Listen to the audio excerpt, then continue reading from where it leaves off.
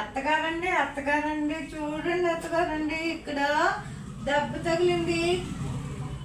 నేను చెప్పిన పని ఏంటి, నువ్వు చేసిన పని ఏంటి? చూడండి అత్తగారండి, మనకి గ్యాస్ స్టవ్ మీద వంట చేస్తుంటే ఇలాగా గీచిపోయినట్టు అయిపోయిందండి అత్తగారండి.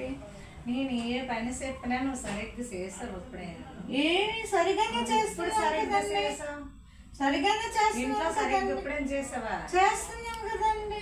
అమ్మ బాబాయ్, నువ్వు చెప్పిన మాటలకై తిరిగి పొరుగులు చెప్పుకొని చేసుకుంటారు కానీ మా ఇంట్లో పనులు అవ్వలేదు. అయ్యో నేను చేస్తున్నాను అత్తగారండి.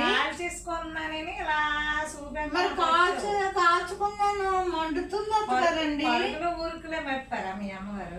పరుగుల మెప్పులు అంటే నేను ఎంత మెత్తగా అమాయకంగా నెమ్మదిగా ఉంటానో మీకు తెలియట్లేదా? నేను జడం నాకు ముందుకి ఇలా అలవాటండి అత్తగారండి, వెనక్కి వేసుకుందండి. కొత్తిమీర కట్టలా పెట్టు. మరి కొత్తిమీర కట్ అయినా ఇలా కనబడాలండి. సరేనమ్మా, చాలమ్మా. చూడండి అత్తగారు, నేనేమో ఎంత బాగా. చూడండి అత్తగారు, చూడండి ఎంత. ఫ్యామిలీ డాక్టర్ ఉన్నాడు, ఫోన్ చేస్తానుండు.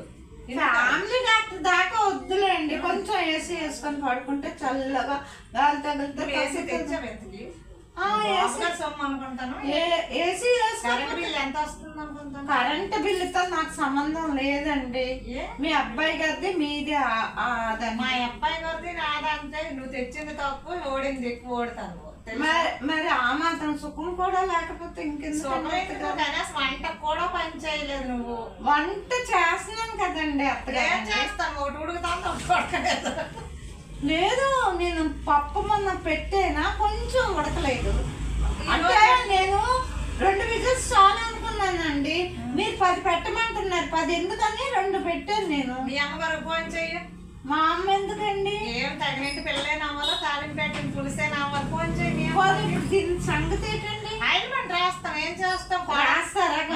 కోడలు తిన్నది, కోడి తిన్నది, ఎటేను పాద్ది. ఒక 10 మాటలు అన్నా చల్లగా బంగారం. ఓకే అత్తగారండి, థ్యాంక్స్ అండి. మీరు చెప్తే నాకు ఓకేనండి.